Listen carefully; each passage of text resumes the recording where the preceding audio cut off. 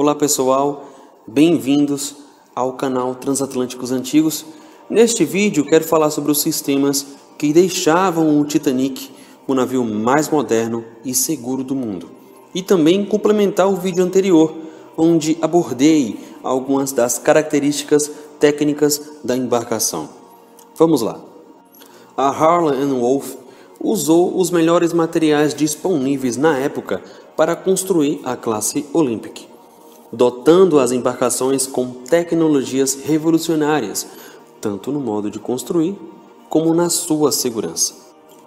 Começando pela parte mais importante do navio, o casco duplo do Titanic era dividido em 16 compartimentos ou células estanques, que tinham como função de, em caso de comprometimento de uma parte do casco, seja por choque ou explosão, a água ficasse retida nesse compartimento danificado e esta não invadisse os compartimentos adjacentes. Vamos só citar um exemplo.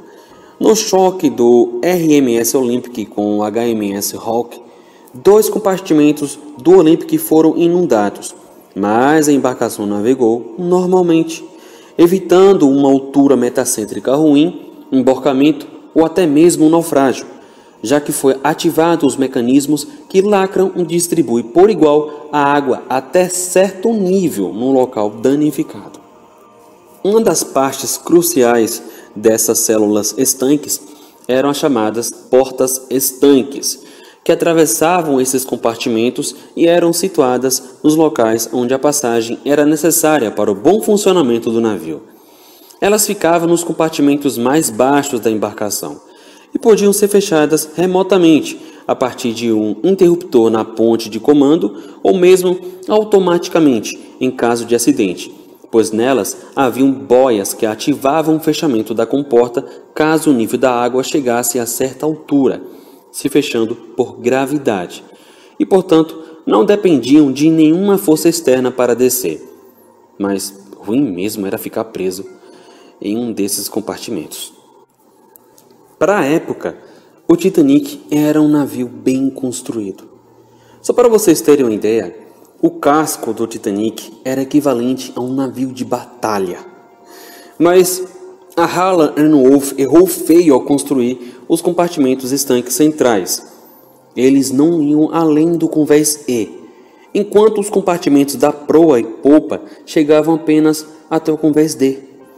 Eles acreditavam que a maioria dos choques seriam na proa da embarcação e que não haveria algo suficientemente perigoso para comprometer uma embarcação daquele tamanho.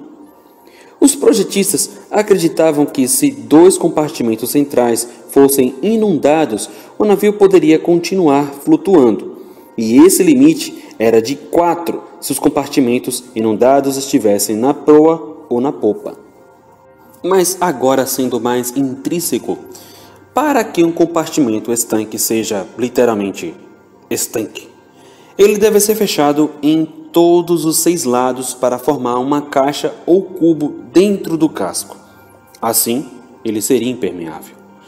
No entanto, em navios de passageiros, isso foi geralmente considerado totalmente inaceitável na época.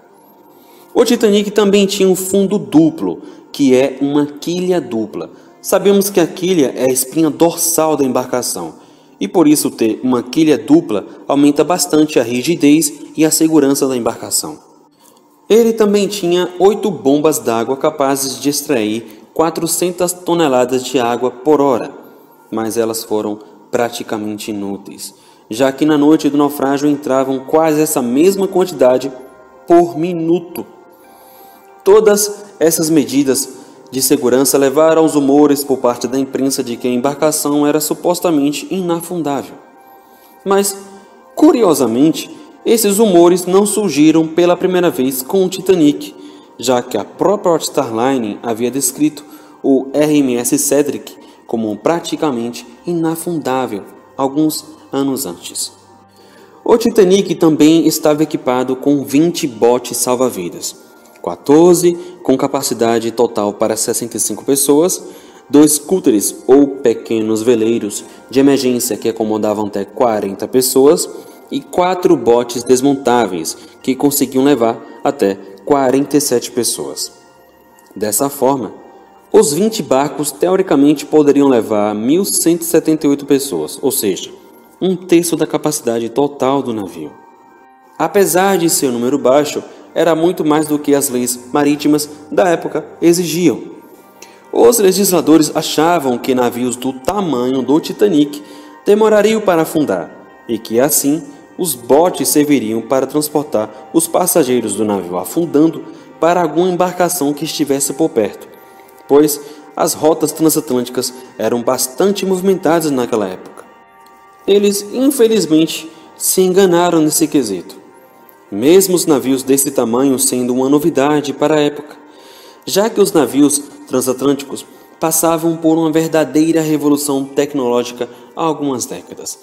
Desde o lançamento do Great Eastern em 1836, do Britannia da Cunard em 1840 e o Oceanic em 1870, houveram grandes e abruptas mudanças no design, tamanho, capacidade de passageiros, velocidade e etc.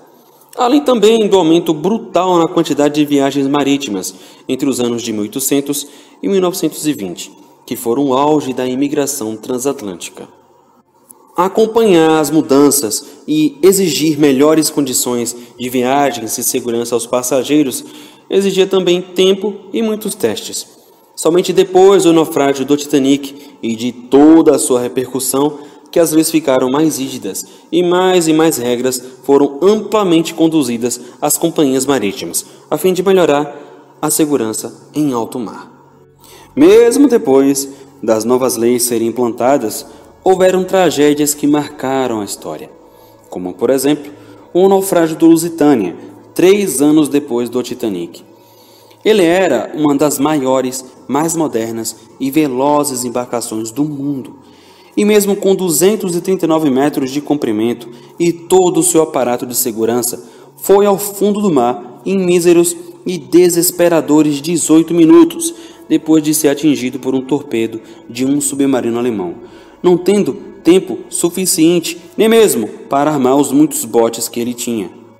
E também o Britannic, que era um dos maiores, mais luxuosos e modernos navios do mundo na época, que infelizmente veio a pique depois de atingir uma mina no mar Egeu, em menos de 1 hora. Mas devemos ponderar que o Titanic afundou em tempos de paz, e o Lusitânia e o Britannic afundaram em tempos de guerra. O engenheiro Alexander Carlisle havia considerado a ideia de colocar mais botes a bordo, porém essa ideia foi rejeitada por Ismay, porque isso iria diminuir o espaço do convés dos botes e enfraquecer a confiabilidade do público na empresa. Mesmo assim, a fim de evitar custos adicionais caso ocorresse uma possível mudança nas leis, Carlisle conseguiu convencer Ismay a instalar turcos tipo Welling, que eram capazes de baixar até 2 botes. Parece que ele pressentia uma grande tragédia. Apenas 710 pessoas conseguiram embarcar nos botes durante o naufrágio, pouco mais da metade da capacidade total que poderiam acomodar. As leis marítimas foram assinadas e alteradas 2 anos depois do naufrágio, em 1914, pela Convenção Internacional para a Salvaguarda da Vida Humana no Mar, que foi convocada pela primeira vez em Londres, em 1913, como o resultado do naufrágio do Titanic. Nessa convenção, as empresas foram obrigadas a divulgar publicamente as rotas que seus navios seguiriam, e os proprietários foram instados a seguir as rotas adotadas pelas principais empresas. A convenção também estabeleceu uma patrulha internacional de icebergs para alertar os navios sobre icebergs perigosos e recomendar rotas seguras. Desde o início dessas patrulhas, nenhuma vida foi perdida ou embarcações afundadas nas rotas Elba-Europa por causa de icebergs, que passou a exigir botes suficientes para todos a bordo. Este foi mais um vídeo do canal Transatlânticos Antigos. Eu espero que vocês tenham gostado. Não se esqueçam, deixem um like e se inscrevam no canal. Assim, vocês estarão recebendo mais conteúdo. No próximo vídeo eu quero abordar os interiores do Titanic. Então espero vocês lá, viu? Até mais!